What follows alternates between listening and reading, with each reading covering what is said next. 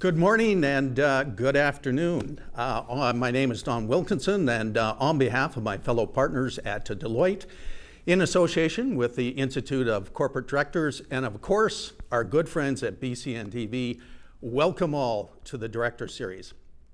Our topic today is issues for the Human Resource Committee. Now, just before we get into that, let's have a quick look at the map of Canada. We are broadcasting to you live to 16 cities across the country, tip to tip. And I understand we have over 1,000 people registered for the session today. So clearly a great interest in the topic that we're going to be covering off. By the way, you'll see something on your desk. For those of you savvy on social media, we have hashtag Director Series. So as you work through the session, if you have any comments you want to share, less than 140 characters, please do that on that site. Now, the last time we were together, that was in January. The cold of winter was upon us. And of course, Mother Nature played some havoc with us. We lost St. John's, unfortunately, due to a winter storm. Now, I'm hoping that it's spring. There are no winter storms, hopefully, and that everyone's been able to make it today. And the only thing in terms of temperature and heat you should be watching, perhaps, is on the political side of things. And of course, if you reflect on some of the budgets that are coming out across the country, some of them on time, some of them delayed, but some pretty important announcements there. And of course, this is the year of election time. So we have something happening at the federal level, provincially, and of course, a very important one south of the border. And for those of you in the director community, clearly something to be watching and thinking about what happens in terms of public policy, regulatory policy, and certainly from a budget perspective on the taxation front. One only needs to think about the potash producers in the province of Saskatchewan, who recently saw a budget release and a new royalty tax, which clearly had some implications on the business model. That clearly is an issue for the broader board, but important ones to be thinking about and hopefully trying to get ahead of. But of course, our topic today is human resource committees. About 4 years ago, we had this on the Director Series, and at that time, I'd say the message very much was HR committees were very much in the spotlight, both politically, public, and a number of stakeholders. And of course, back then, we had the credit crisis. And so there was a lot of discussion about compensation, the compensation design, excess risk taking. Of course, there were bailouts by the taxpayers. So very much a focus area that we spent some time on. Another part of our message back then was compensation is important, but there's some other factors that need to be looked at. And that's a theme I think you're going to hear about today. Compensation is important, but the D side, the development side, is also a very critical long-term issue that HR committees need to be thinking about. So with that in mind, let's take a look at our agenda for this morning. First, we will be talking about some of the emerging issues. 4 years ago, we talked about a couple, talent strategy, leadership, certainly something on diversity. I think now there's a couple more developments that we're going to be sharing with you that are going to be a lot of food for thought that many HR committees are not considering. So we'll spend some time talking about those emerging issues. The TD talent brand is very strong in the marketplace. So we're delighted to have a representative, in fact, a senior executive from TD to talk about the TD journey and some of the best practices we're seeing over there. Now, anytime you talk about the Human Resources and Compensation Committee, no discussion is complete without talking about compensation. So we are going to spend some time talking about trends in compensation, what's happened post-credit crisis, what should be on the radar screen for HR committee members, and being watchful about the various stakeholder groups that are still very much engaged. And then finally, we're going to hear from a seasoned director talking about what the HR committee should be doing, what it might be doing, including who should be on the HR committee. So a very full agenda for today's session. As always, we are going to leave some time for some questions and hopefully answers. As I've always said, please do not wait to the end to get your questions in. There are cards at each of your locations. Put that question down, get it to the administrator. They'll get us to us here in the studio, and we'll do our best to deal with those at the end of the session. Now, once again, for those that have been with us in the past, there is no such thing as a free lunch, breakfast, or coffee. In fact, we are going to put you to work. So during the next 2 hours, we're going to put 2 questions to you to talk about some issues that we'll be discussing as panelists, but also to get your involvement and engagement in those particular issues. Now, joining me in the panel today is a very qualified, experienced group of individuals. I know my short introductions certainly won't do them justice, so I would refer you to the handout package where there are some fuller CVs in that document.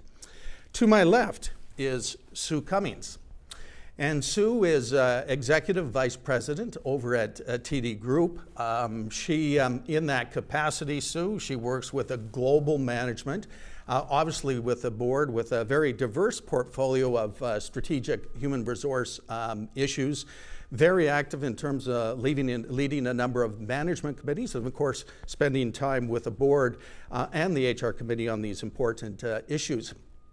Sue has a very strong background in the financial services industry.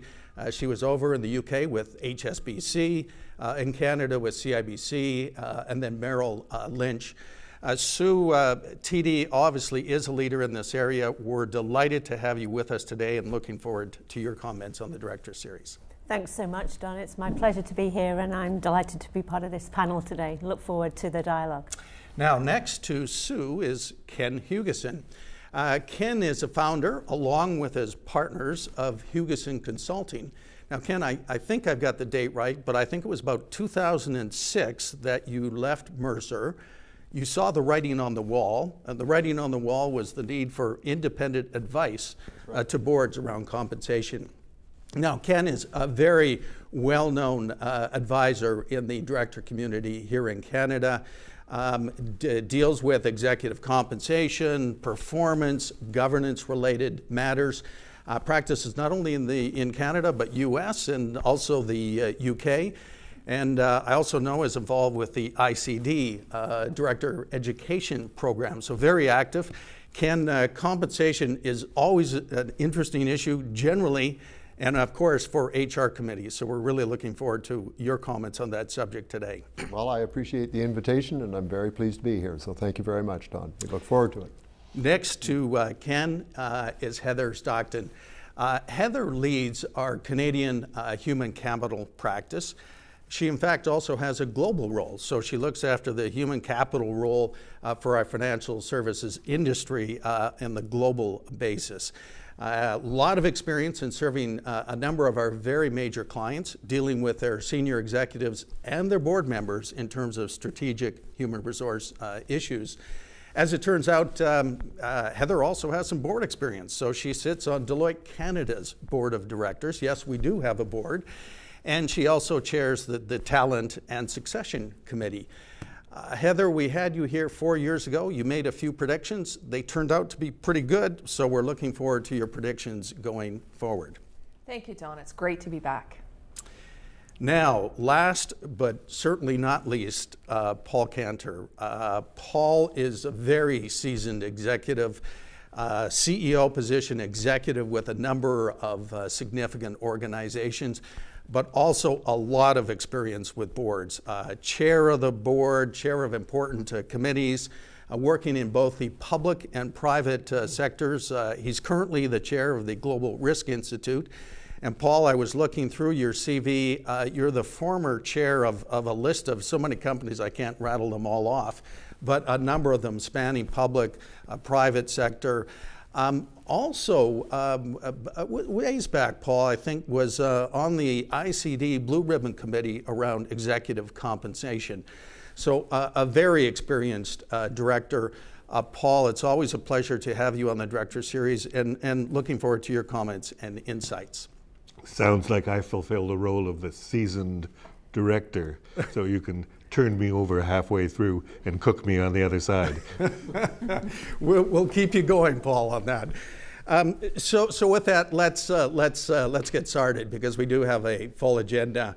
As I mentioned, 4 years ago, HR committees definitely in the spotlight. Compensation was a key issue, but increasingly there was the piece on the development, the talent, and the strategy. And now there looks like there's some even more interesting and pressing developments. And perhaps with that stage setting, I'll turn it over to you, Heather. Thank you, Don. It's great to be back. And as you may recall, we predicted in 2011 a shift from CEO succession and executive compensation with increased emphasis on leadership development and leadership bench strength. And it's hard to pick up any article today where that is not something that people are writing about. Today I'm going to talk about what is going to happen and how that's going to evolve in the future. And I'm going to predict two more things that are going to be on the minds of the HR committee of the board going forward. The reason for that is when you look at what's happening in the world and you look at what's happening in Canada around competitiveness, technology, and how that's disrupting businesses. If you look at Canada as a country, we dropped another spot this year in global competitiveness. Lowest that we've been at number 15 since 2006. There's a lot of reasons why we need to be thinking about our talent agenda and the HR committee's oversight of that agenda. So let's start with talent and leadership. So many organizations, small, medium, and large, have paid attention to development of leaders and building a pipeline. And you know, that is proving out in many studies that are being done around the financial impact. Companies that have strong leadership development practices are performing at a rate of 13 times better than companies that don't have strong leadership development practices in metrics that matter, like product innovation, financial performance, employee engagement. So it's having a bottom line impact. Another study that was recently released that was produced over a decade looked at companies, their leadership development and how they were preparing leaders for the future. The companies that sat in the top 15% of that study grew their market capitalization by 122% compared to the bottom 15% that grew their market cap by 37%. So there's a business reason why this matters to a business and the board and the HR committee of the board. So what's going to be different and how's that going to shift? Well, not only are boards and HR committees going to have to continue to think about executive compensation and CEO succession and the leadership pipeline, they actually need to have a line of sight deeper into an organization, into the middle management and the critical roles because of all the workforce demographics and the changes that are coming to our workforce. So if you're sitting on the HR committee of a board, whether you're a small, medium, or large organization, you need to be thinking about not only the top jobs, but the middle management in the organization. And as you complete CEO succession, the succession plan for the CEO's next successor starts day one. So thinking about that CEO's legacy and their succession going forward needs to begin first day on the job. The second area that I want to touch on is diversity and inclusion. There's been a lot talked about in this space, and there is now a shift from diversity and counting numbers to inclusion. And the reason for inclusion is bringing diversity of thought to the workforce. And the reason that that matters is when you look at the workforce demographics in Canada, it is predicted by 2031 that 1 in 3 of the labor force in Canada will be foreign-born. You couple that with the fact that some of the organizations today are actually looking at their employee base and their leadership base and matching that to their aspirations around customer and the geographic markets that they operate in. And then finally, regulation is coming, and it's here in Canada. When you think about the US, the regulators there are looking at the selection of directors, the process that was followed. If you look in Europe, at France is one particular example. In 2010, they passed legislation that by 2013, they wanted 20% of their directors to be female, and then by 2016, they wanted that number at 40%. You bring that back to Canada, we need to be thinking about how our director mix matches our business strategy and aspirations, both from a female representation, but also from the geographies that you operate in and the customers that you're trying to attract. There's two new trends I'm going to spend a little bit more time on. Technology disruption. You're seeing a lot about this, you're hearing a lot about it, and it is accelerating and changing business rapidly. Why does this matter to Canadian companies? Well, Canada invests at a rate of 53% of what the US invests in technology development. What's more is that we're also falling behind in productivity. We've dropped 11% since the 80s. Finally, when we look at real estate and the occupancy in real estate, so people sitting in their offices, 60 to 70% of the real estate is sitting empty. You combine all of those factors with our competitiveness, there's a reason to be questioning what should the workforce look like in the future? How should we design our real estate in order to meet the workforce demands, the demographic changes, and what jobs will disappear in the future? In fact, Singularity University is predicting that 80% of blue-collar and white-collar work that's performed today will actually disappear through automation and analytics. So think about how many jobs today that you're looking for and trying to fill that didn't exist 5 years ago. That is going to accelerate at an exponential rate. So what does this mean for organizations? Well, there were 1 billion mobile workers in 2010. This year it's predicted to be 1.3. There's 50 billion mobile devices. Employees can work anywhere, anytime.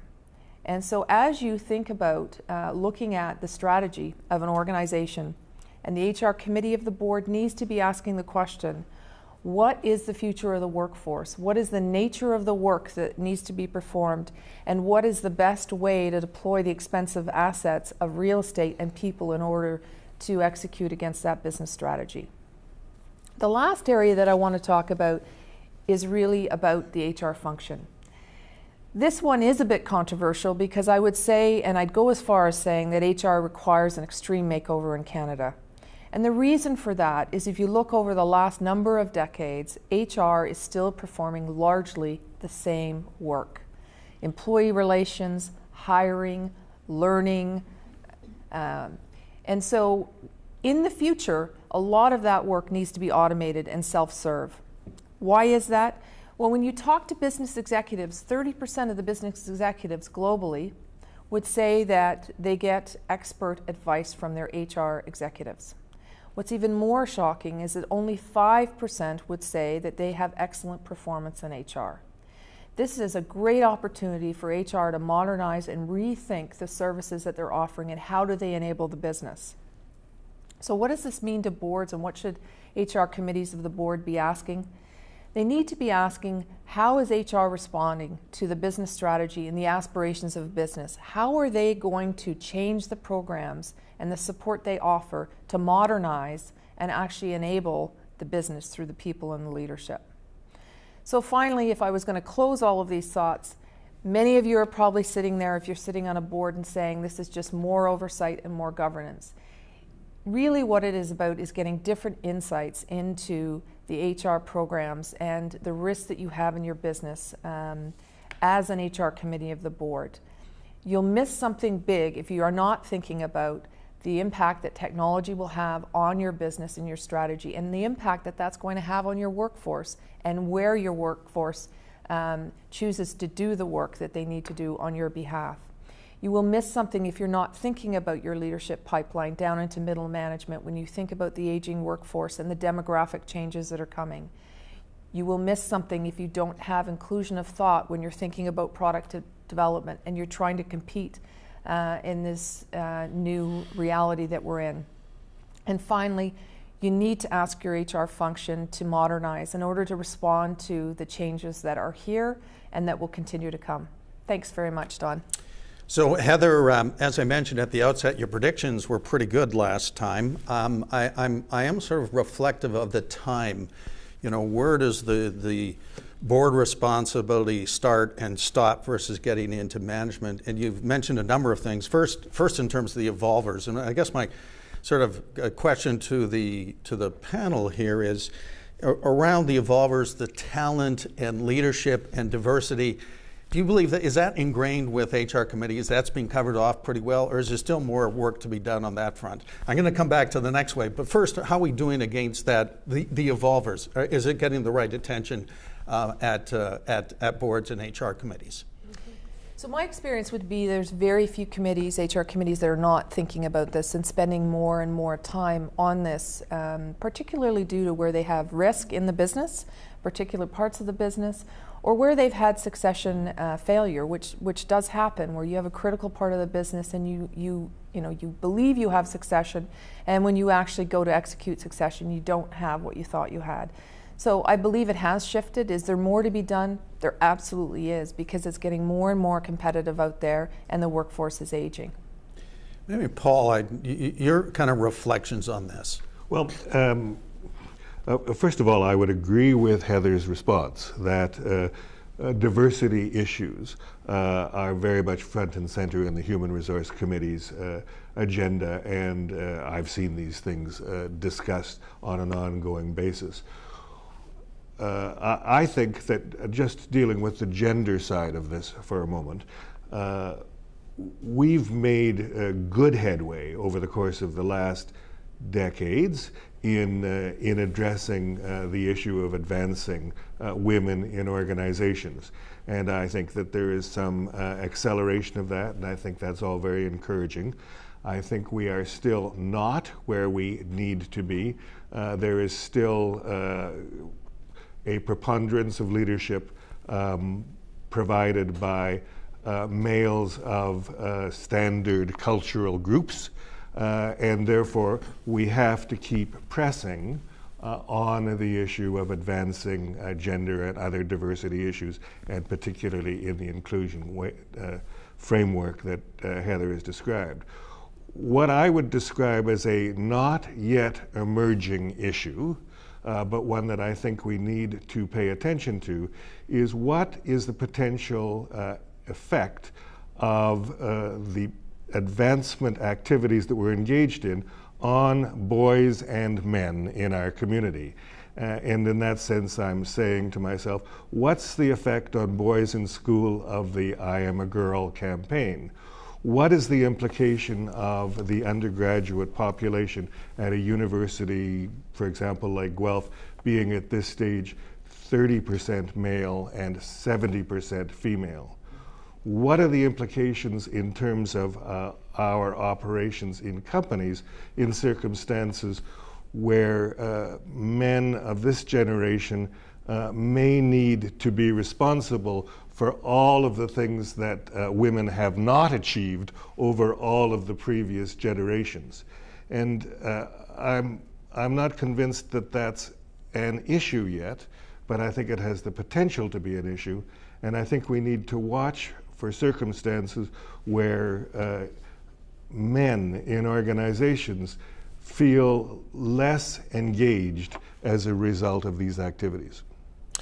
Maybe Heather or Sue, some thoughts around that. I'm not sure if that's it actually hit the radar screen, Paul. You probably have come up with a very emerging consequence around this. But maybe, Sue, just a bit on TD, some of the work you've done. I know you've done a lot on diversity and the subject of inclusion. Yes, I mean, I think it is a very pertinent topic right now, and I do agree with Heather and indeed Paul that we're at a pivotal inflection point in terms of moving from diversity to inclusion. Maybe just to make meaning of that a little bit, I think where we've been, at least within TD, we've been on, if you will, the diversity journey for a number of years now, where we looked at really different segments of our population: women, people of minorities and colour, people with disabilities, Aboriginal peoples and so forth, and tended to look at them as groups, diverse groups, and apply programs, policies, practices that would help people from those various groups have equal opportunities to advance within the organisation. I think as we mature our thinking, I think the good news from my perspective is in TD there's great understanding that, you know, this is a business issue. We don't have to preach that any longer. You know, to draw from the widest talent pool just makes good business sense. But the piece about moving from diversity to inclusion now is maybe gets to a little bit of what Paul's saying. Whilst we're not where we want to be yet, at least in TD, in terms of seeing a fair representation across all those groups, we are turning our attention more to think less and less about people from disparate groups and more how do we create that truly inclusive environment where, whether we're male, female, white, black, of color or not, we're thinking about people on an individual level and what it takes to really make them feel that they are able to come to work and bring their whole self to work and not feel that they've got some, you know, unfair disadvantage working against them. So I do think, you know, it's a fair point, and when you quote a stat like the one that you just have relative to the Guelph population, clearly that's here and now, and so we need to pay attention. And Heather, any other thoughts on that? Well, I completely agree with you, Sue, but I would just add that I think the shift from diversity to inclusion and the idea that you want diversity of thought, that you want to give, you know, everybody, you know, the equal opportunity and the fair chance to have the opportunities for advancement and fulfilling their career objectives. But probably the most important thing is that diversity of thought as you are responding to this competitive business environment. It just makes you a better organization and a better business, and you know, putting everybody on equal footing. And breaking down the silos as you talk about, so that you're really getting that richness, and you know, everybody is bringing the best and their whole self to work is really, really important. And just simply, Paul, to your point, I think there's a lot of research being done around the education system and how we're preparing boys and, you know, for the future. And so I think we'll see more written on that going forward around how do we prepare them for the future. Could I just ask another one, Dawn, that is sort of on this subject, and that is one real potential source of human resource that I think is we're not paying enough attention to, and hopefully, Sue and Heather, you can tell me I'm wrong, is women returning to the workforce after childbearing years, and the extent to which we've developed programs for them that assist them in being able to accelerate their development and get back into the workforce in effective ways. Is that? Yeah, absolutely. This was an area that, you know, we started to focus on about probably 4 or 5 years ago now. And actually what we've developed, one of a number of approaches, is actually in partnership with Rotman. We've designed what we call a back to work program, where we attract a cadre, a cohort of women who may have been out of the workforce for a variety of reasons, often to do with child rearing and families, but you know, sometimes they've come as immigrants to this country and haven't been in the workplace in Canada for yet, or for a period. And what we do through a series of mentoring, through some classroom, through actually bringing them into various workplaces and having them work with members of their cohort within organizations, we again really reacquaint them and open them up to the current world of work today. It also, quite honestly, gives many of our leaders, at least in TD, a chance to meet, interview, assess these women, and the great news is the program becomes more and more successful each year, and we've actually hired now a number of women directly out of the program, although that's not really how it started as a direct recruitment tool. But as we've evolved it and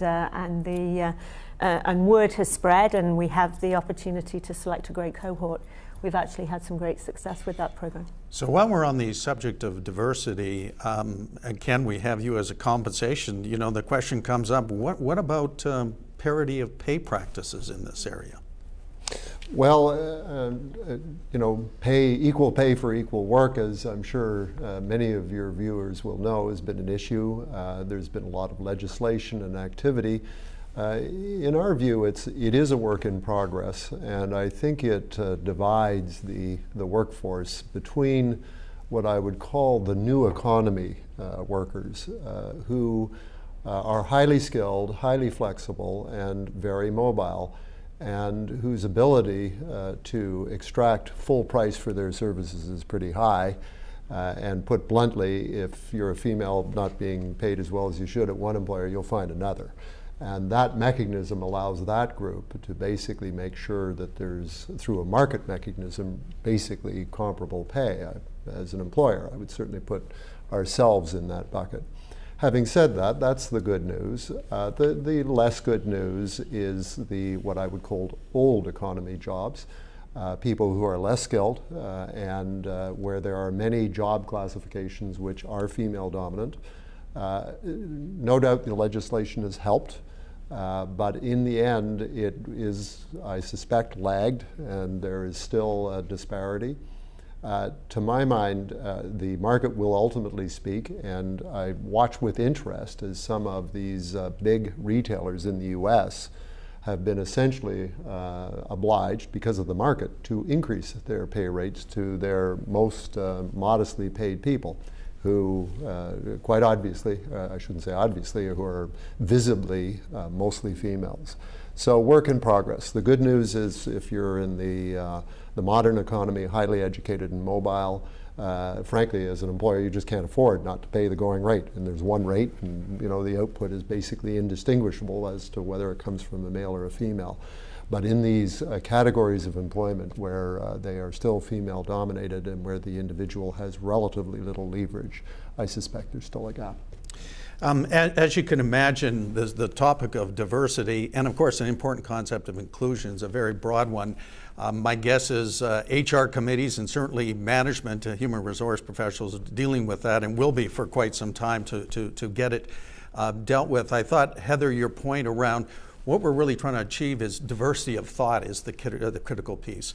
By bringing different backgrounds, experiences onto the executive management group and the board, you get a different thought process happening. Ken, I sparked something there. You did, and actually it was this notion that women of childbearing age will sort of leave the workforce and maybe come back. I may be dreaming in Technicolor, but some of our most capable people are women, many of them just coming into that era. My maybe wishful thinking dream is that we can find some sort of ongoing situation where they would actually not drop out of the workforce. We have such a huge investment in terms of their skills, their relationships with clients. So the idea, it is almost certainly less expensive for us to have things like on-site daycare than it is to replace those people. So obviously there's a counterparty here. I don't know what they'll say or do, but the notion that they'll just sort of be out of the workforce for 5 or 10 years is frankly frightening. So if I can do anything to change the definition of workforce and being in and out and working part of the time from home, that's what I will do. Sue, a lot has been happening at TD. I know a lot of work on diversity, on inclusion, but some of the other areas that we were talking about earlier. Maybe if you could share with the audience some of the activities and I guess really best practices that you're seeing over at TD, and you're taking a leadership role, obviously. For sure, thank you. And again, thank you, and I'm delighted to have this opportunity to tell you a little bit about the work that we have ongoing at TD.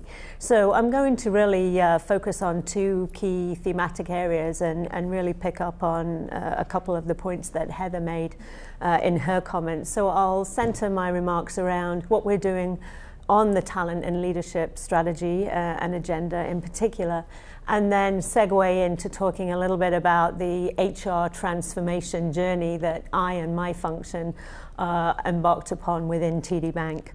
But first to talk about talent and leadership, and maybe just to state an obvious point, at TD Bank we're in the people business. We don't really produce anything tangible that you can touch or pick up. So our business is all about enabling the financial dreams of our customers and clients. That might sound a bit hokey, but you know, for somebody saving hard and wanting to purchase their first home, or saving for a healthy, happy retirement, or putting their kids through college and university, those are very real dreams and aspirations.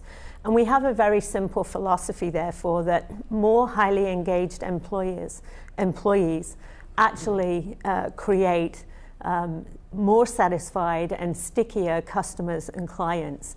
And that's good for business, and therefore that's good for our shareholders. And so it really is a win-win-win strategy, and it all starts with having the very best people and the very best talent in every one of our positions. It follows, therefore, that our talent strategy per se is actually quite straightforward, but like most simple and effective strategies, actually it really is all about the execution and the implementation. So we're about identifying, attracting, developing, deploying, and retaining a very diverse pool of talented individuals across the enterprise, and enabling them to really realize their highest potential. We want to create a bench of agile, versatile leaders, not only to meet TD's needs as a business today, but to meet the business needs into the future. We've been around for about 158 years. We intend to be around for another 158 years. So that means there's still some work to do on this talent agenda. And it's a long-term game. We need to work the talent agenda consistently and rigorously. And we can't ever become complacent that we're done with that job. Again, as Heather mentioned, and I can tell you from the TD experience, we've just gone through what I believe was a very well managed and seamless CEO transition, which was imperative for our organization. And what I can also tell you is that virtually, if not in actual fact, day one of our new CEO's tenure, Bharat Mesrani, he is already focused, thinking, and working his own succession plan. And I can assure you the board and the HRC demand that of him. So that's very real.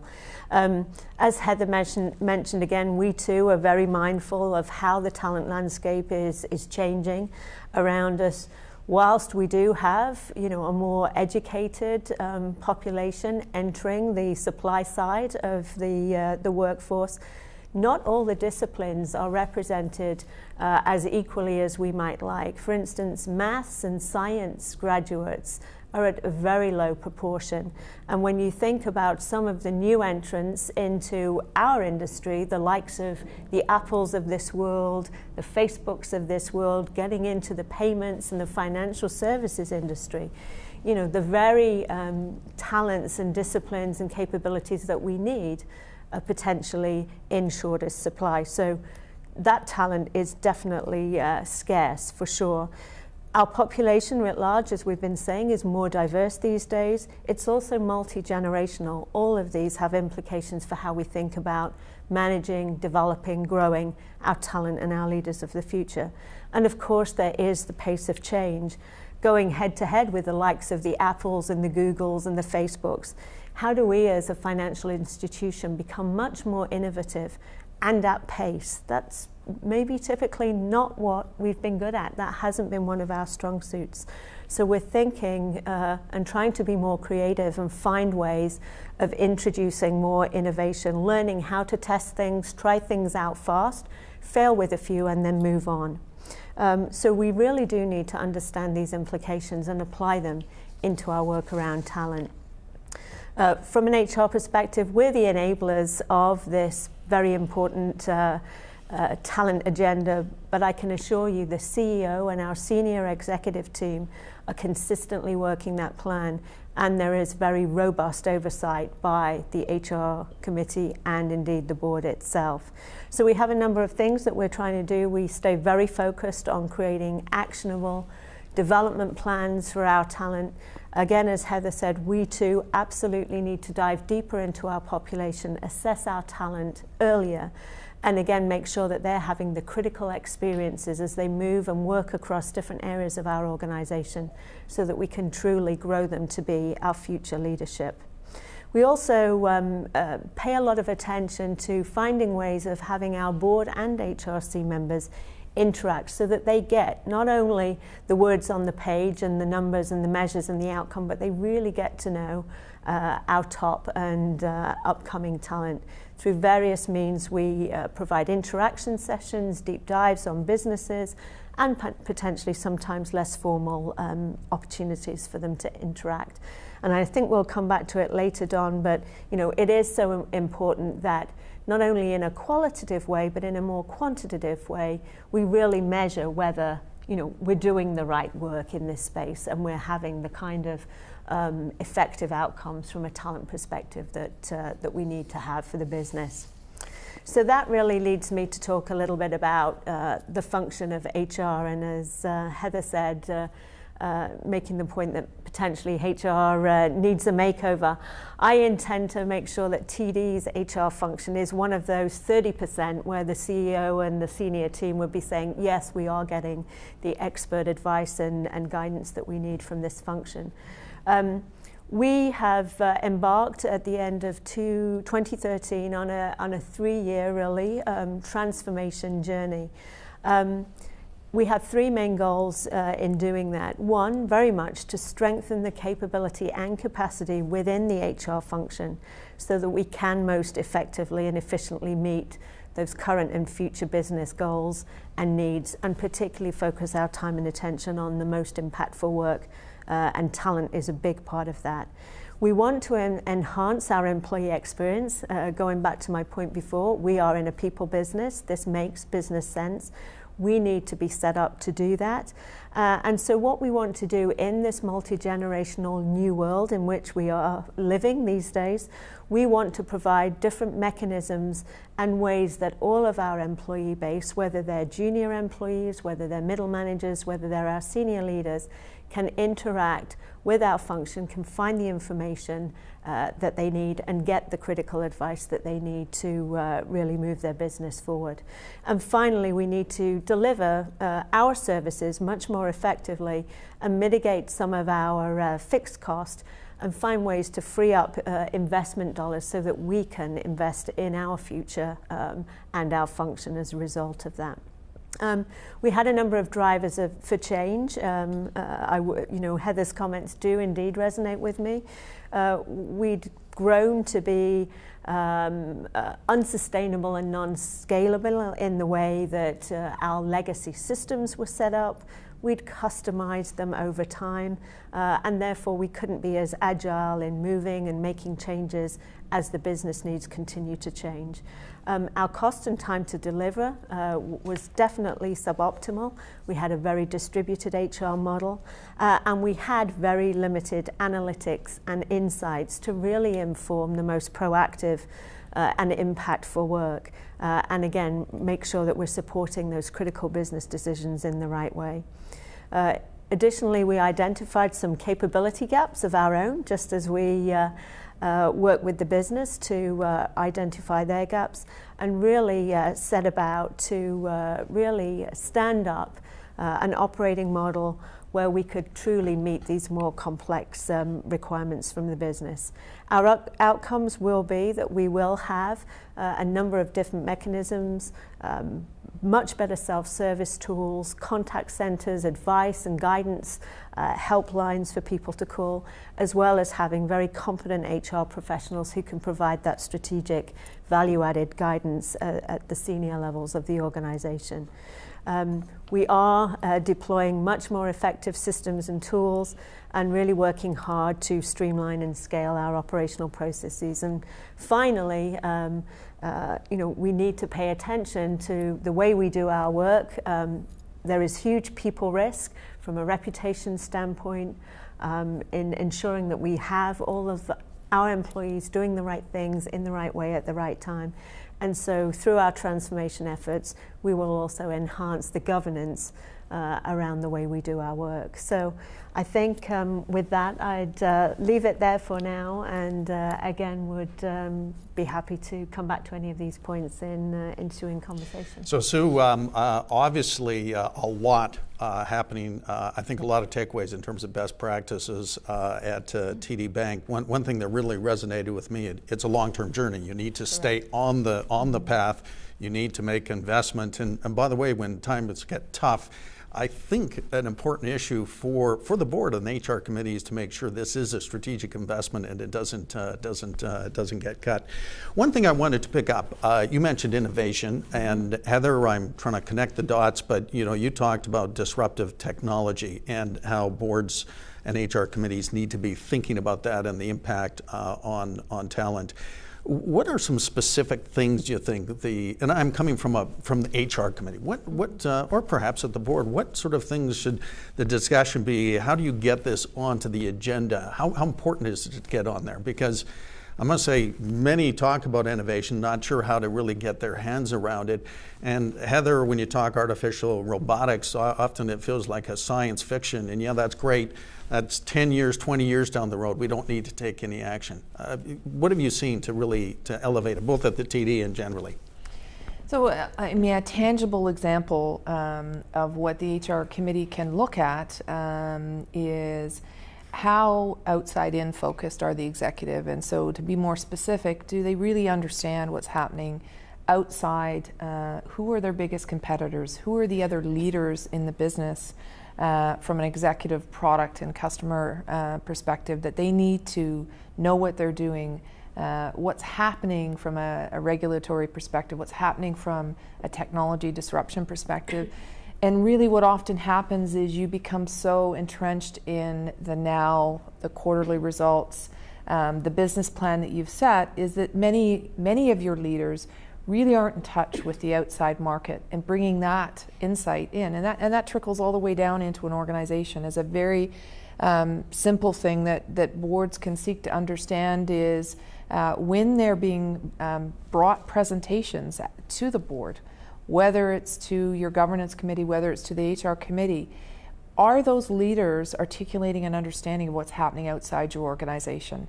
Not to copy the competition, but to have insights into how you might do it differently and how you might innovate against those things.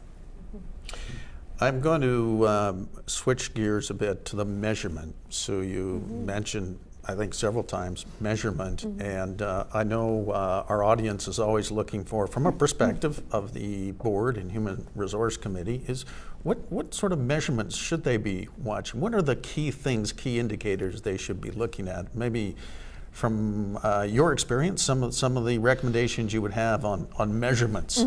Yeah, for sure. Well, one would certainly be the measuring the health of those succession plans.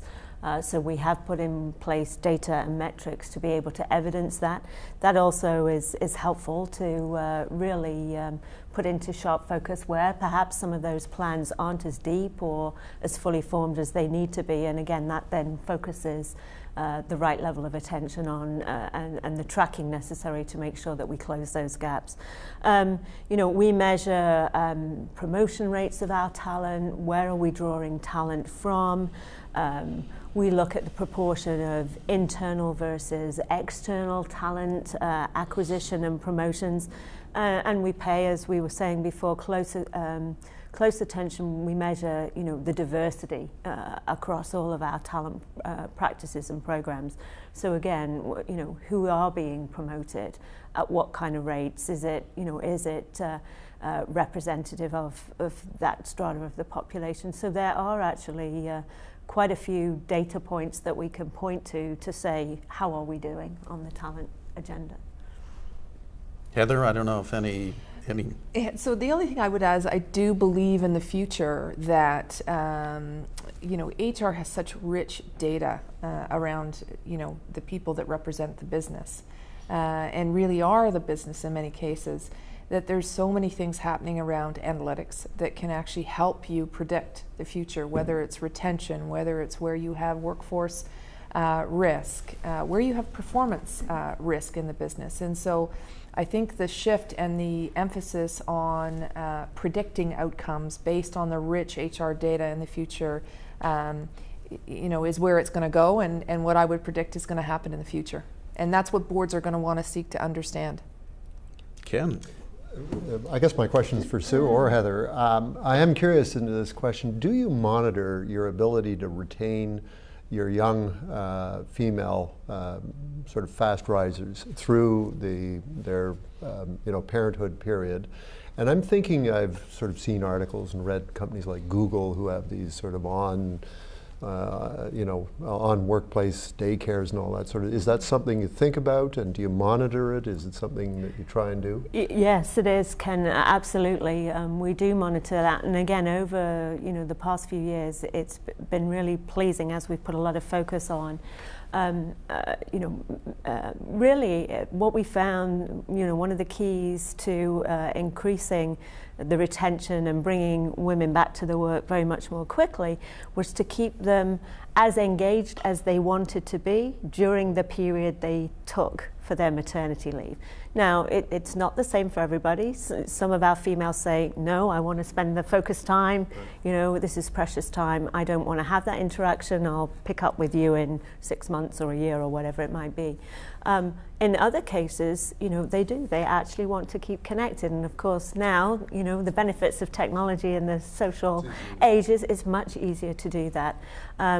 We basically as well guarantee a female her actual job back.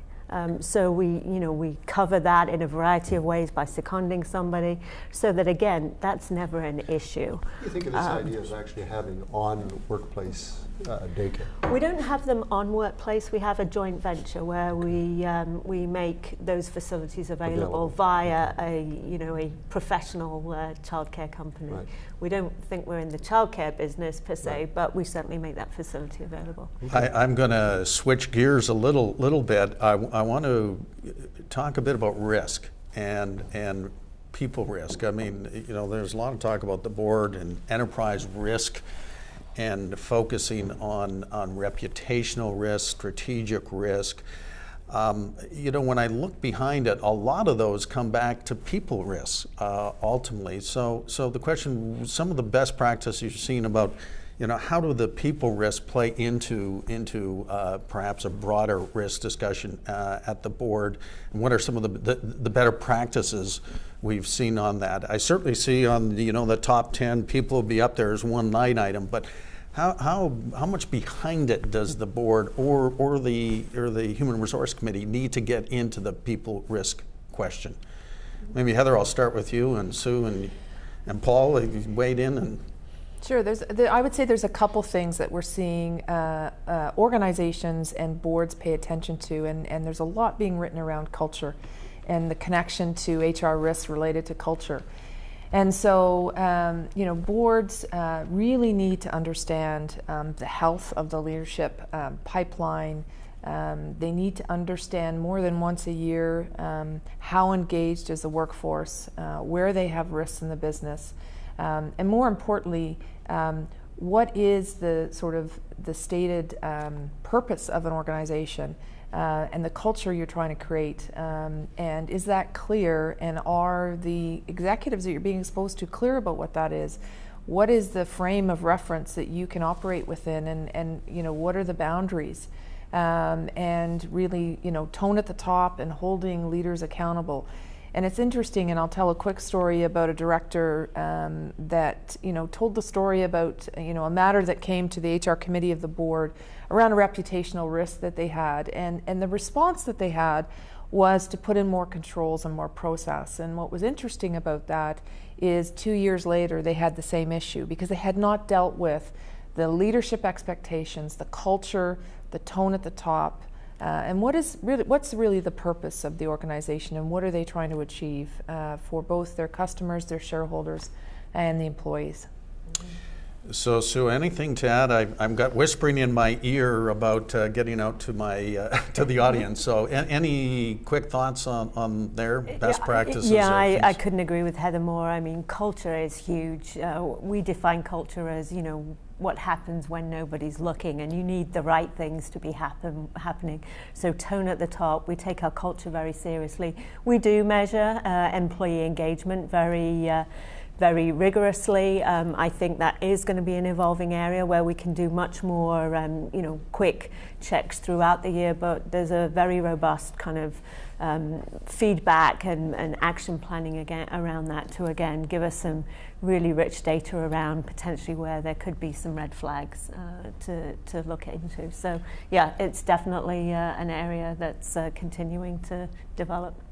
So lots of food for thought on that session. It's now time to put you to work. And the discussion question is, traditionally the focus of HR committees was on CEO and senior executive selection, succession planning, and compensation. Has the broadening of their mandate to the oversight of areas such as talent management, leadership, productivity, and diversity across the broad employee population truly been warranted? Take some minutes and have some good discussion around that question.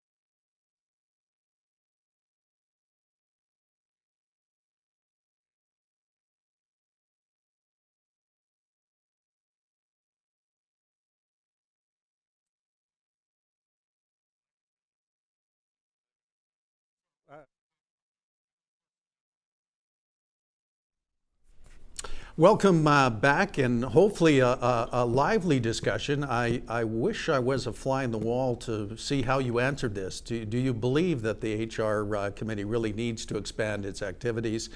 We've talked about the need for talent, leadership development, even talking about going to a deeper level, which would be an interesting discussion when you believe in, NIFO, nose in, fingers out. And then, of course, we put an additional challenge to you as in terms of emerging issues, disruptive technology and transformation of the HR group. So a lot to think about, but let's get to compensation, which is always an interesting topic, as I said before. Lots of things happening there. Ken, maybe take us through the landscape. All right, well, I'm happy to do that, Don. As we move from the strategic imperative of human resource, we move down to the gritty business of executive compensation, which is always with every board, and no more so than today. The first point I'd like to make is to thank Don and Heather and all their partners for their excellent timing of this particular session, because as many of you will know, it is show and tell time on executive compensation. It is the season when every issuer is required to issue their annual proxy and describe what they have done in compensation, the decisions they've made, and what they have paid the CEO and other senior officers.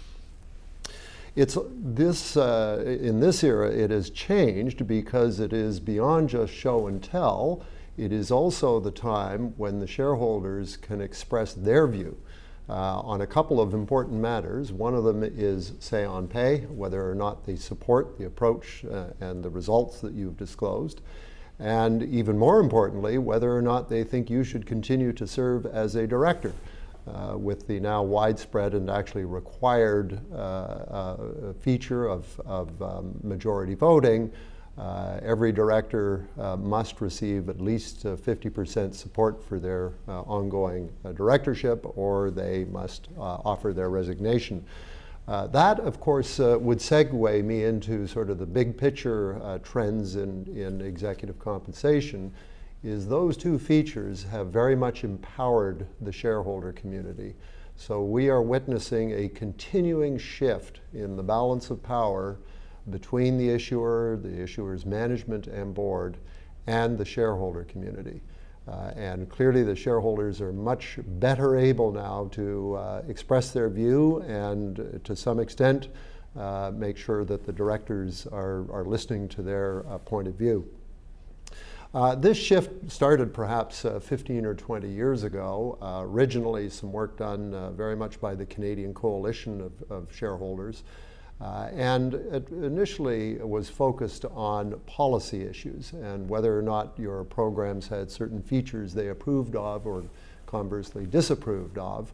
And their support or lack of support for these things was sort of disseminated, and they had a hugely positive effect in having issuers upgrade their compensation programs and become more shareholder friendly.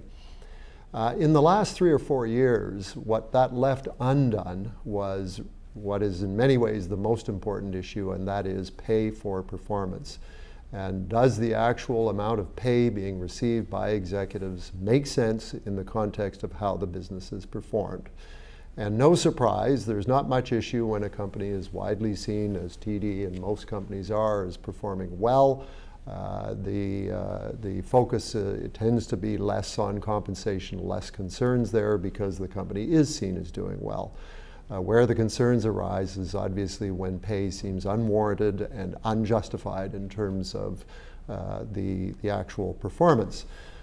In the last 3 or 4 years, the large shareholders and their advisors, being the proxy advisor firms, ISS and Glass Lewis, have all begun to do their own pay for performance tests. And what they do is they look at what you pay the CEO or the other senior officers, and they compare it to the performance of the business, and they do this all relative to what other companies are doing, and form a view as to whether or not you're doing a good job. And if they don't like what they see, they will recommend to their clients, who are the shareholders, that they do not support your say on pay, or worse, do not support maybe the comp committee's ongoing directorship or serving as a director. So those are obviously not happy times, and that is occurring with some regularity now, as I say, with companies that have not performed as well as they might. The actual issues that you see people addressing fall, I think, into three areas. I would say design, disclosure, and discuss. The first thing is the actual design of compensation programs, and consistent with this pay for performance expectation, a review of things like short-term incentive plans, both the amount of stretch in the goals that are there and testing those against the market, which is something that was seldom done as little as 5 or certainly 10 years ago. The use of scorecards to capture whether or not the company is moving ahead on certain strategic priorities, which might, of course, include some of the HR priorities that we've talked about. In long-term incentives, the move away from simply looking at stock price performance to looking first and foremost at stock price performance relative to your competitors.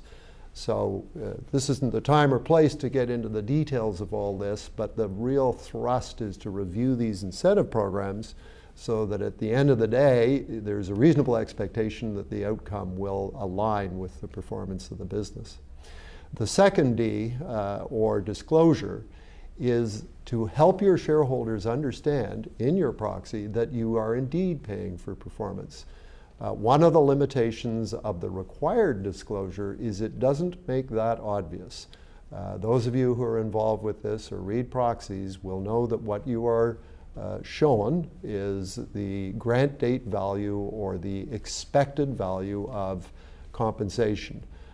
If you don't follow up and show what the actual result was, your shareholders will have no way of knowing if your actual outcome, the actual pay you delivered, did or didn't align with performance. And we certainly have some examples where some pretty good companies that thought they'd done a pretty darn good job had got say-on-pay results they were not at all happy with because there was no clear statement and no demonstration in the proxy.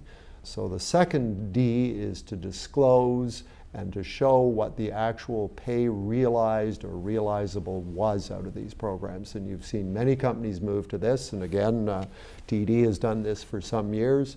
It's a good thing to do, even when a company is performing as well as TD is, but it's a particularly good practice to start so that if and when times turn not so good, you're able to explain to your shareholders that you do pay for performance. And the final D is discuss, and really the word there is for the directors, as distinct from the management, to engage with the shareholder community, to reach out, create a relationship with the proxy advisors, ISS and Glass Lewis, and do it in good times, because it's much easier to have a conversation over a difficult result with someone you know than it is with someone you've never met and don't know. So there's a big move among the shareholders. I can think of BlackRock, who are quite explicit.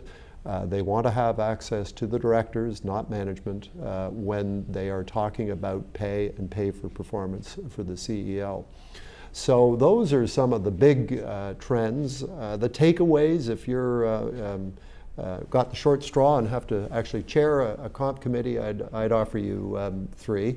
First, I would make sure your pay for performance story holds together, that the plans are well designed.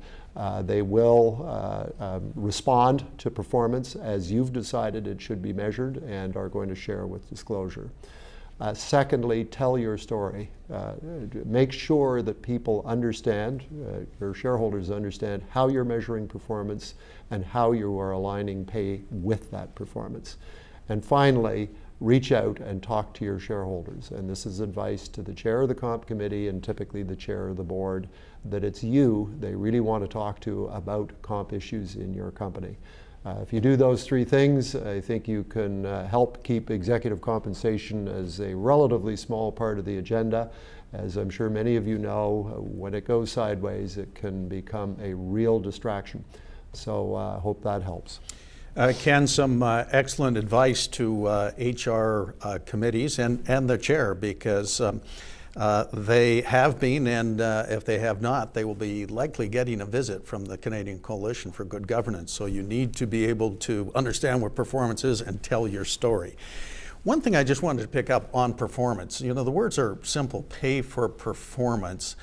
And you mentioned the design of it, but you know, today there's a lot of talking about short-term versus a long-term focus, long-term sustainable focus. How do comp committees deal with that? And it just strikes me that once you start getting the longer term, some of the measures could be a little more fuzzy than the short-term measures. How are comp committees and advisors dealing with that subject? Great question.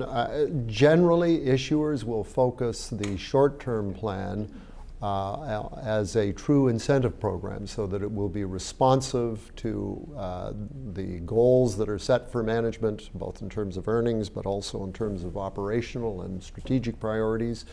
That's easy to say and very difficult to do well, and quite time-consuming, but when you think about it, it is critical, because you have a strategy and you have sort of earnings expectations out there. Making sure your program responds to the achievement of those and messages management in the whole world is critical. A little more difficult is the long term, for the reasons you give, Don. It's difficult to forecast and set goals for even a year, leave alone 3 or 5 years.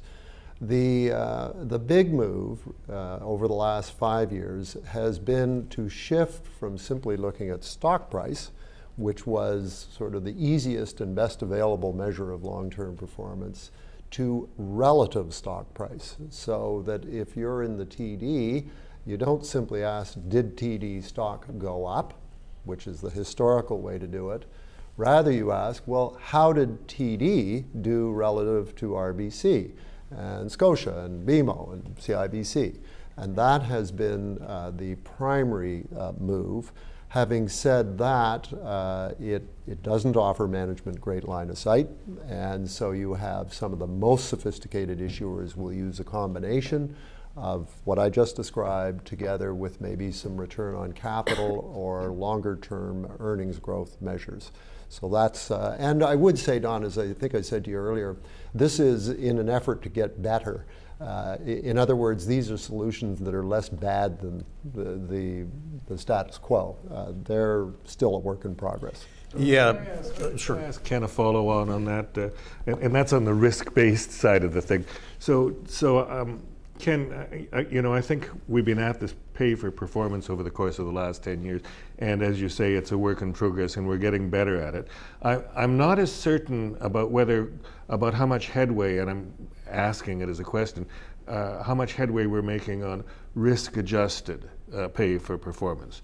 Certainly, we have been successful in extending the terms of the long-term plans, so we can look back and measure things on that basis. And we've got the clawbacks, and we can deal with the big spins.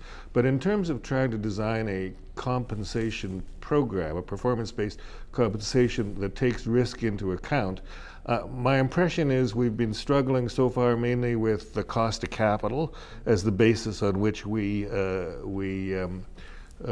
bring risk into the framework, and it seems to me to be not enough. And I'm wondering if you've seen any further developments on that. I'm not sure I've seen a lot, and I would agree with your assessment. I think there was huge progress made post the financial crisis to, in essence, incorporate in incentive programs what are effectively penalties for misbehavior. But if I understand your question, and I would certainly think that this would be a good one to ask, you know, a penalty for misbehavior is not the same as an incentive for opportunistic and appropriate risk-taking. It simply will beat on you if you do something really bad. The amount of work that has gone into designing programs to actually encourage people to take the right amount of risk, definitely being done, definitely work in progress. It's the actual measurement of risk, say as between the insurance and the banking industries, are quite different, and trying to get stable measures of those that are verifiable and can be used for incentive purposes is not easy. There have been some efforts, and we support them because they send the message that effective risk management is really important.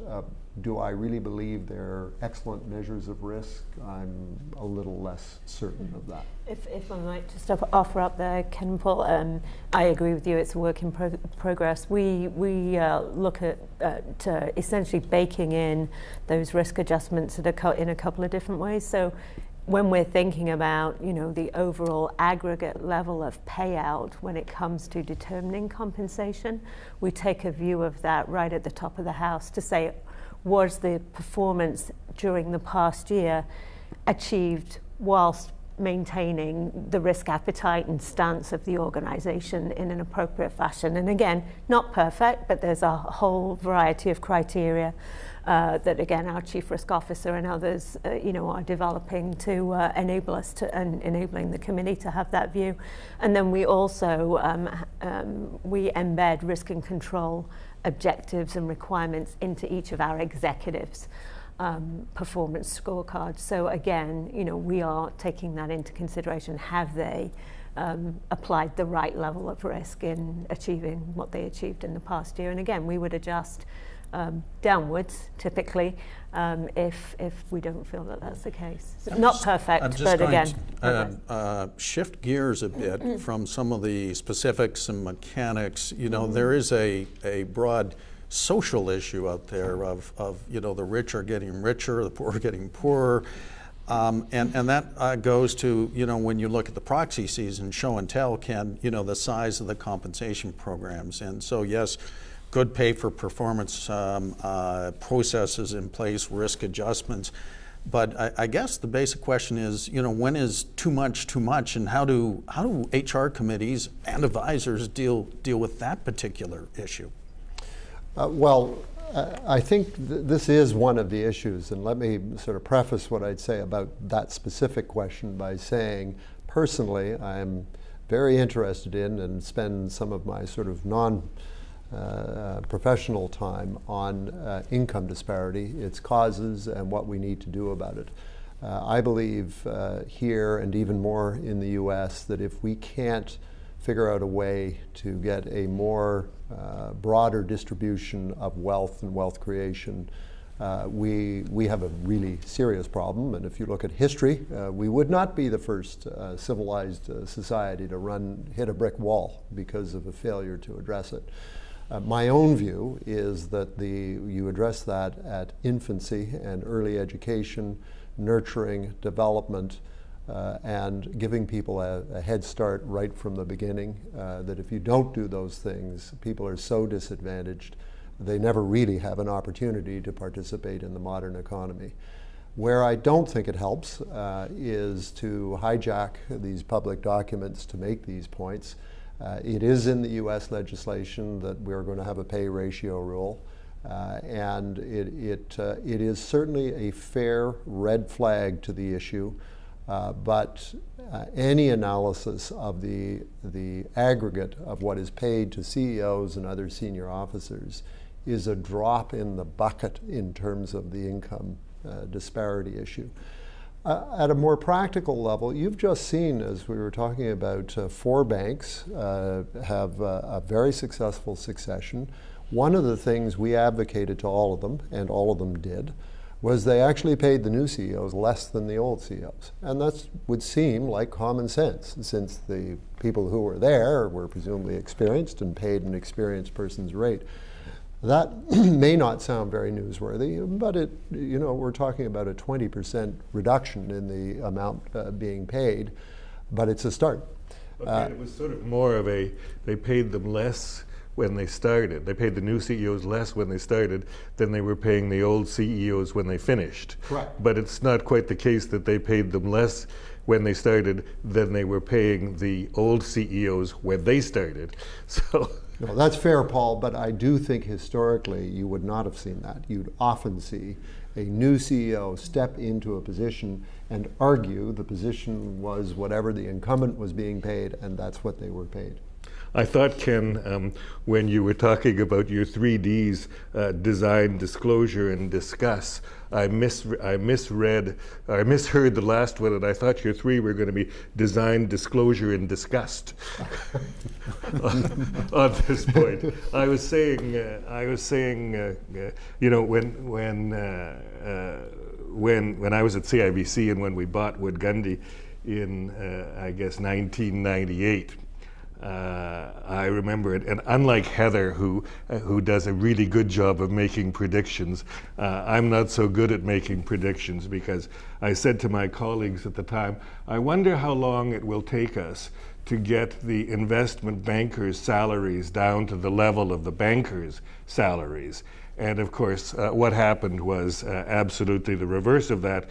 The bankers' salaries went up to that of the investment bankers, and at the same time, the investment bankers got all of the pension and benefits that the bankers had. So it was a double-barreled win-win for the senior employees, and a double-barrel lose-lose for the shareholders. So I'm not quite in Ken's view. I accept his point that it's a drop in the bucket in terms of the underlying issue.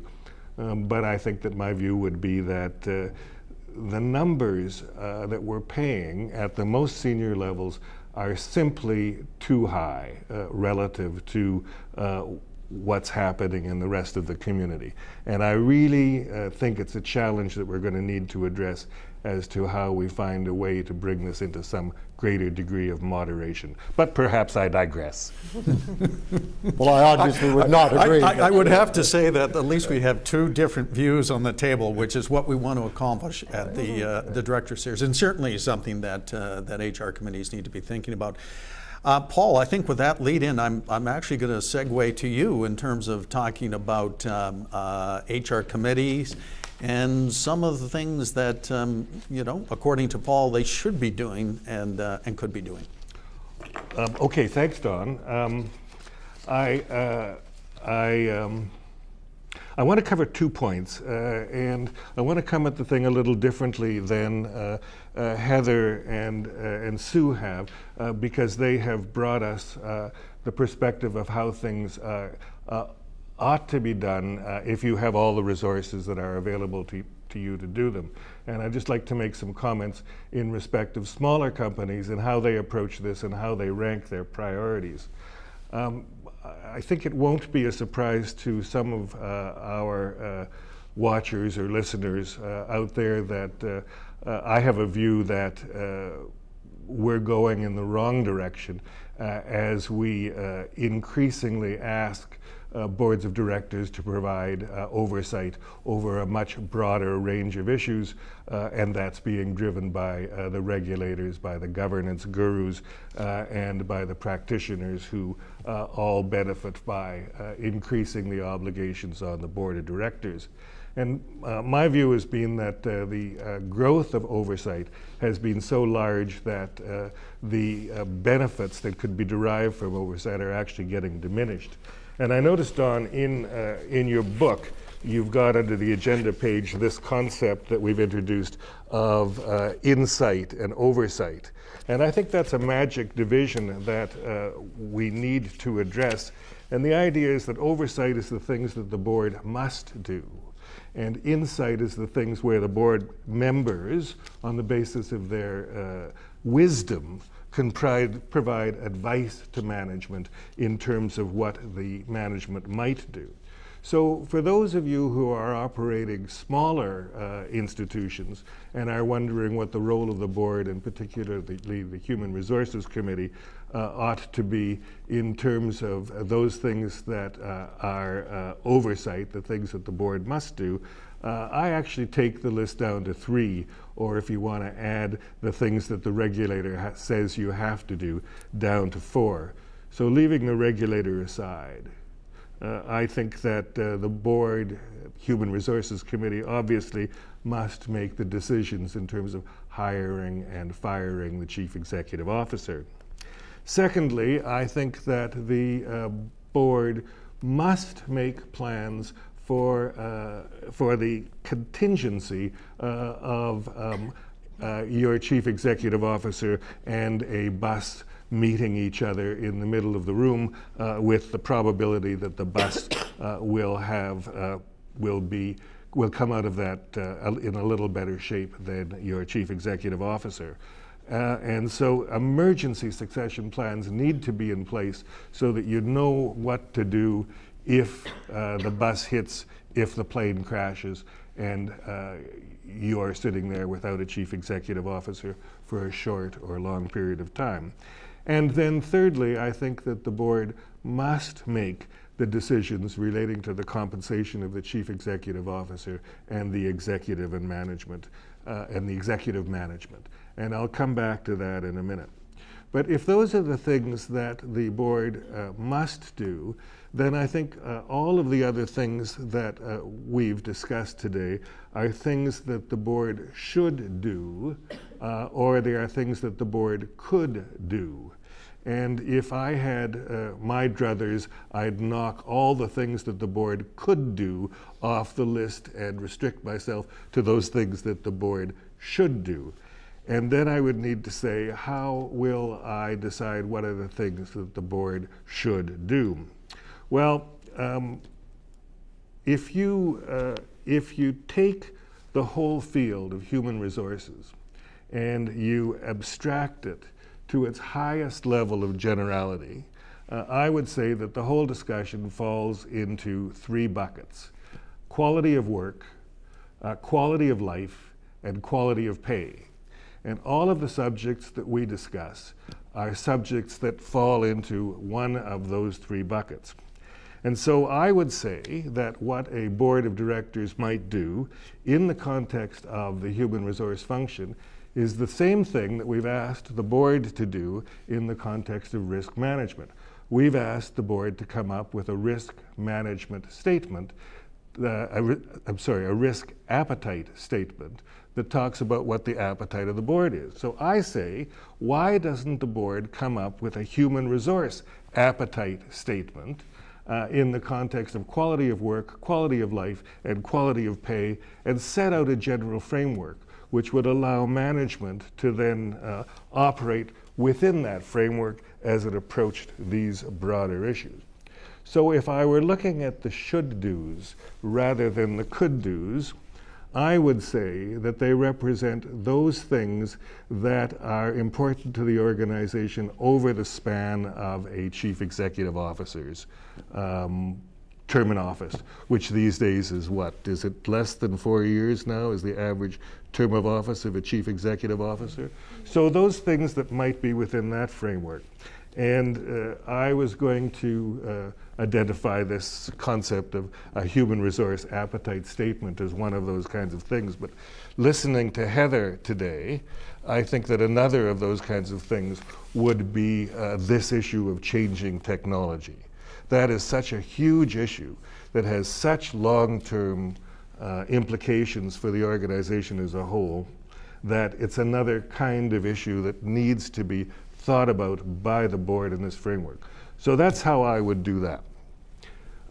The other area that I wanted to cover, Don, is I wanted to talk a bit about making the decisions relating to the compensation of the chief executive officer and the management. And the reason that I wanted to talk about that is that another of the violins that I play is that I think that we've gone overboard, generally speaking, in terms of the demands for expertise that we're placing on the board. I think that the demands for expertise create real problems, first of all, in terms of reducing the decision-making power of management, which is where the real expertise lies. You only have to listen to Susan for a few minutes as she makes her presentation. You say, oh man, this is really a field for experts. And how the board could ever achieve the kind of expertise to give oversight to Susan is beyond me. However, they might be able to give her insight on the basis of their kinds of experience. Having said that I'm uncomfortable with expertise generally across the board, I do think that in the field of compensation for the CEO and the management committee, that the Human Resource Committee at least needs to have compensation literacy, if not compensation expertise. And the reason that I think that is, unlike virtually everything else in the organization, management and the board are of one mind, working towards the same objectives. In the absence of fraud, even in the audit committee, management and the board all have the same objectives in mind. But in the context of compensation, we have an honest, fair enough conflict of interest because the management does have an interest in the compensation of management, and it isn't necessarily consistent with the best interests of the shareholders. And so in order to have a balance on that kind of thing, the Human Resources Committee needs to have sufficient literacy to be able to talk to people who they retain, such as Ken and his company, and be able to have a articulate, thoughtful, and intelligent conversation about compensation, which they can then deal with in terms of bargaining between the Human Resource Committee and the senior management of the board. So in all my views about expertise elsewhere, my particular exception is if not expertise, then at least literacy on the board of the Human Resources Committee in respect of the compensation function. So those were the 2 points that I had wanted to make now, and I'll throw myself over. We can turn the seasoned executive over on the other side and probe. I still have some seasoning to go to respond to all those points, Paul, but what I would say, it was an interesting commentary around expertise on the board, because quite honestly, every issue that's popped up, the response has been to gear up the expertise on the board. Certainly think about the risk committee. Well, we need to have a risk expert on the committee. On the audit committee, it's been literacy, but now they're talking about audit quality and putting an auditing expert onto the committee. So that seems to be kind of the standard response that's been there. So it's been interesting to hear your commentary that perhaps that is going too far in terms of boundaries. Well, I think we're engaged in a Sisyphusian exercise here. You remember that was the guy who was trying to roll the stone up the hill, and every time he tried to roll it up the hill, it rolled down the hill again. The tragedy of Sisyphus is that he never really understood that it wasn't his job to roll that stone up the hill, even though it kept rolling down the hill again. And I think that that's the path we're on with this business of adding more and more experts to the board. And notwithstanding that, we still have failure after failure after failure. And maybe the answer is to give the responsibility back to management to actually make the decisions and leave the board with a narrower oversight role and a wider insight role. That's but perhaps I digress again. Quite a picture to paint of the stone coming back, Ken. Well, just on Paul's second point, I wanted to comment. We actually predictably completely agree with the need for expertise on the board and on the committee on exec comp. I was made a joke a little earlier that perhaps all that should be outsourced, and realized that sounds a tad self-interested. On a slightly more serious note, we welcome and are much more comfortable when we are dealing with a chair of the committee who's obviously been there and done it, knows how comp systems work. It is much easier for us, and the ability to get things done and get agreement is a lot easier than with someone who really doesn't have much background in it. So I think that's a very good suggestion. I'm not sure I agree with you, Paul, on the the absence of need on accounting. It strikes me that having someone pretty smart to be able to interact with the auditor probably makes sense. I do want to make one other point in terms of the governance of executive pay, is that often people will refer to pay for the CEO and senior officers as though it's one and the same. We actually don't believe that, and in terms of the governance process.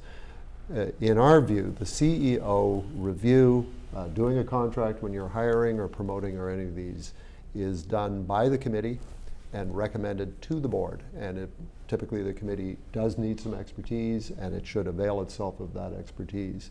We do not think that the committee or its advisor should be making the recommendations as to how anyone else is paid. And it may seem a subtle distinction, but we think it's really important that the CEO is the person who, working with their HR department, and they can work with us if our client's comfortable, or they may work with another firm. They have to generate the proposals, and we will respond. And it's a good interactive back and forth, but I think committees step into very dangerous ground if they begin doing part of their CEO's job and setting pay for people who report to the CEO. Bad move in our view. Yeah, I'm just thinking about, we have a very broad audience today. A lot of the discussions in terms of the must do, should do, could do, maybe makes sense in a large organization with lots of resources established well down the journey, as opposed to smaller organizations. So Paul, I think your commentary worked quite nicely in terms of what should be done in a smaller organization. And maybe I'd just like to hear from our panelists in terms of, put yourself in the shoes of a small cap or a NPO or a Crown Corp, and some of the advice you might give them to deal with sort of these issues. And maybe Sue, I'll start with you and get your. Sure. The reflection I would offer is I had experience with a not-for-profit organization, and what that brought home to me was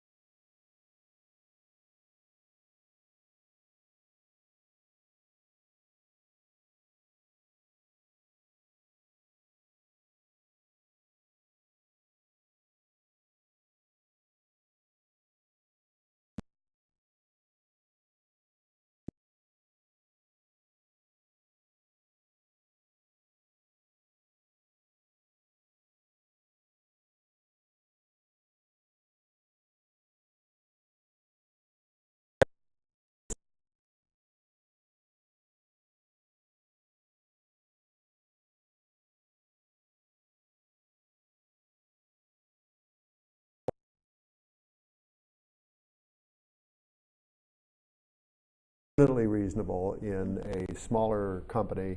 At some stage you'll want to move down and away from them, but to start, they'll do fine. Don, there's just a small point. I'll make it quickly, but it's in response to Sue's comment, on which I think she's absolutely correct, and that is that in a not-for-profit, often the expertise is on the board and not in the management. the people on the not-for-profit board are often ones who've committed their lives to whatever it is that the organization is doing, knows everything about it, and then when it gets out of hand to do on a volunteer basis, they bring in people to be the management and to be the chief executive officer.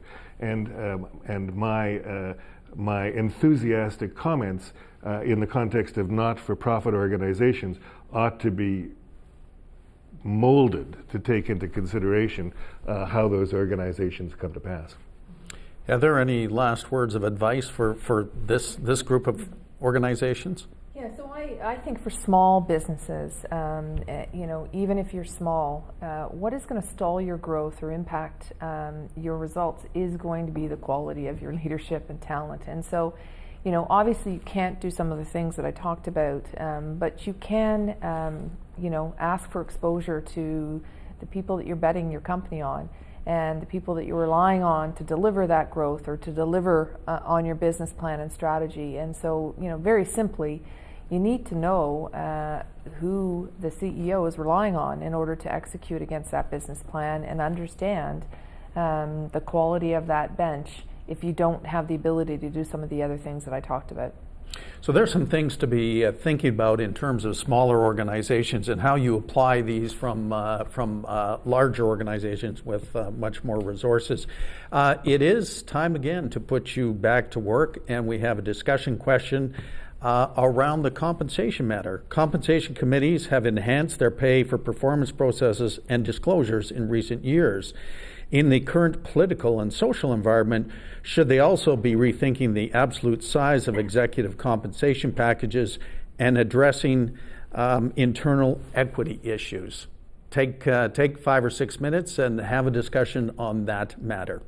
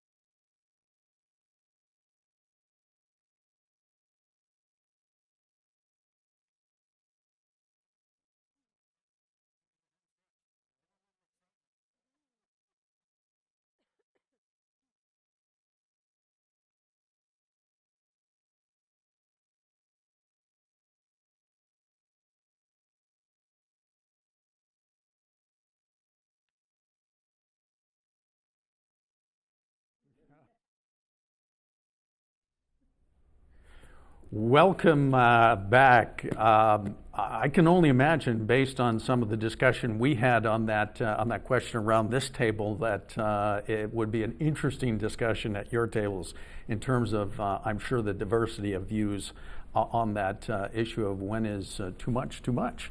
But let's now move to the question period, and we'll start here in southwestern Ontario, Burlington. And I'm going to send this over to you, Sue. Okay. Thanks, Doug. How do you measure employee engagement? Are you sure your responses are accurate and not what you want to hear? Right. Great question. So right now we do employ an in-house survey, but it's not just about the survey. This is cultural. It's something that we take very seriously in terms of it's no good just punting out a survey, gathering back the responses and then doing nothing or not very much with it. So we have a very transparent culture and approach around this. Our leaders take it seriously. In terms of ensuring it's accurate, we get about a 90+% participation rate. So, again, the data that comes back in is very valid, very robust. We do not tie it to any of our line managers' comp because we don't want any influence of people trying to game their survey responses and cajole their employees to, answer in a certain way. And so that's why we keep it very separate. We take it as very precious input and feedback.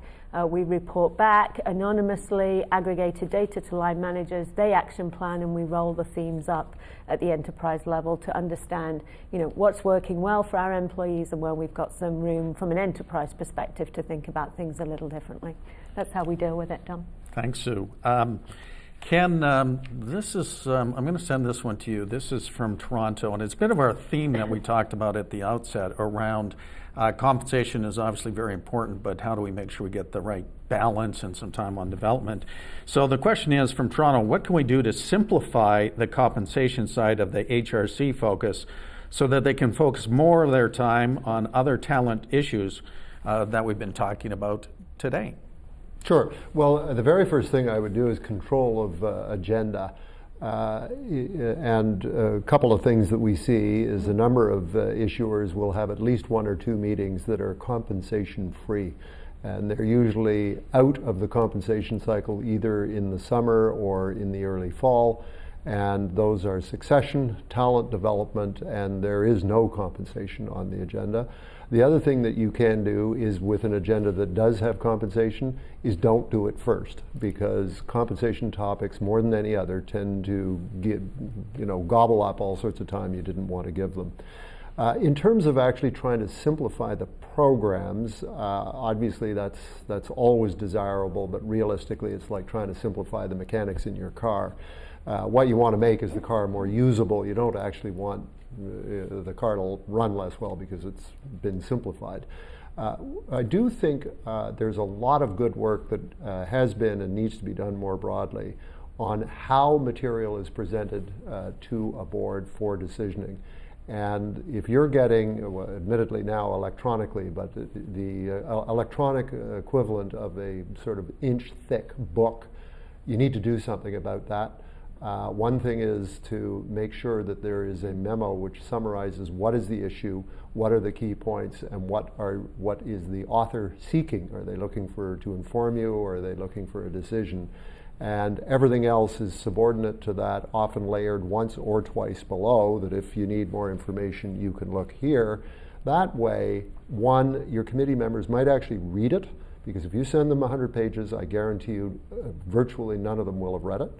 And if they have read it and it makes sense and there's no great issue, you've greatly simplified. So that doesn't simplify the content, but it can be a huge process improvement, and it's there for the doing. I think it does simplify the content. I think you're absolutely right about the approach that you're taking, but I think it actually does, because writing that précis forces management to think through the issues in a way that they don't have to think through them if they send you the 100 or the 1,000-page document. There are some boards that I've been associated with where we have banned PowerPoints in the board books, because PowerPoints don't allow you to work your way through management's reasoning, whereas a précis does do that. So I think you're right on that, and that would be my recommendation as well. And ban the PowerPoints in the board book. Use the PowerPoints during the presentation, but ban them from the board book. Yeah. Oh, except for the financial results, so that the expert could read them. I was going to say, Paul, banning PowerPoints, that's a knife to the heart of the consultant. There has been, by the way, lots of discussion at that issue, and let's get to the real issues, not the long diatribe. Heather, someone has picked up some of your predictions and wondering about a couple elements of that. And specifically, the question is, can you be more specific or provide any examples of the new programs, changes, modernizing that some HR groups, organizations are developing? Yeah, so I'll give you three quick examples of what some organizations are doing. The first one is around leadership and establishing formalized networking programs where you expect leaders to be connected out to the competition, the community. That serves two purposes. One is to be able to understand and sense what's happening in the market, and secondly is from a succession perspective. If they have inside successors that they're building, they're required to do other things. They have a sense of who the best in the market is. Again, you have to be deliberate about this and measure it, but there's a number of tangible benefits that drives. The second example is around taking advantage of the HR and the richness of the HR data that you have in order to solve business problems. Looking at things like performance analytics and understanding where you have high performance versus low performance and what are the things that are happening so that you can actually replicate it where you've got low performance. Looking at analytics to find retention risk that you have.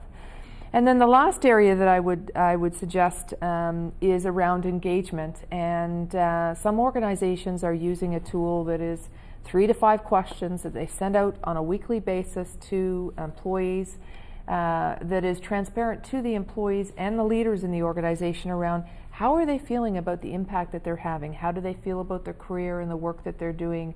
And do they feel that they're getting enough time to meet their personal commitments? It's a very good way to understand the engagement of your employees. Those would just be 3 examples. Here's another question on compensation, but Paul, I'm going to let you take a crack at this one.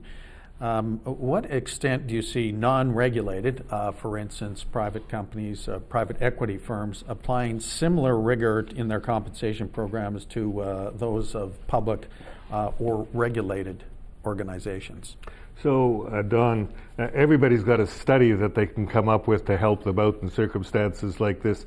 And I found one of a couple of professors who'd done a study of Australian companies, and they found that independent directors eroded the value of the top 200 Australian companies by $40 to $50 billion over what the period was, and they went on to say that one of the ways to overcome that was to give majority shareholders a bigger role in dealing with the issues of the company, including the compensation issues. So in response to this question, I would have said that in the private equity field, it's probable that pay for performance is much more vigorous than it is in the public sector without all of the variables that we're forced to use in the public environment. It's either did you perform or didn't you, and if you didn't, you're gone, and if you did, we're going to pay you mightily.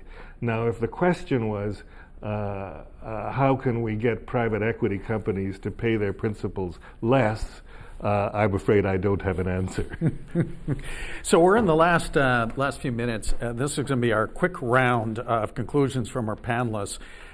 If there was one takeaway, not two, one takeaway that you'd leave the audience today, what would that one takeaway be? And Sue, you're on my left, so I'm going to let you go first. Okay. Mine would be, ask that why question, regardless of the size of organization. Pose the question and hopefully be able to answer it. Why should anybody with free choice want to come and work for your organization? If you can't answer that question or you don't think you've got a compelling proposition. There's probably work to do there. Interesting. I would remind every committee and suggest that you do, every committee and board, that your top job on compensation is to make sure you have the best available talent in that leadership role, the CEO and other roles, and that the compensation is not a source of irritation to them, that they are highly motivated and enthusiastic. At the same time, I would say start talking to the people who own the company. It's an easy step to take and can help you a lot anytime, and particularly if you hit a rough patch. Mine would be that the world around us is indicating there are so many things happening that are impacting the businesses that we work in. And so the one investment that you can make is in your leaders. And it is the one thing that your competition cannot copy and duplicate. And so, focus on the leaders and the quality of those leaders, and you'll be placing a good bet on the future. So mine would be when the Human Resource Committee develops its agenda for the year and for a number of years, identify what the things are that you must do. And then after that, identify the things that you should do based on what's in the long-term interests of the company, and leave the rest to management. So I only have 1 minute left. Thank you for your participation. Thank you for the panelists. Hope you found it interesting food for thought. Give us feedback. Also give us ideas for future sessions. You should be marking in your calendar next year's sessions, which are October 8th, 2015, January 2016, and April 7th, 2016. We also want to keep the dialogue going, so we do have a blog site. Continue on. We missed a few questions, so we will put answers there and continue to engage in the discussion. And with that, I wish everyone a very good day. Take care.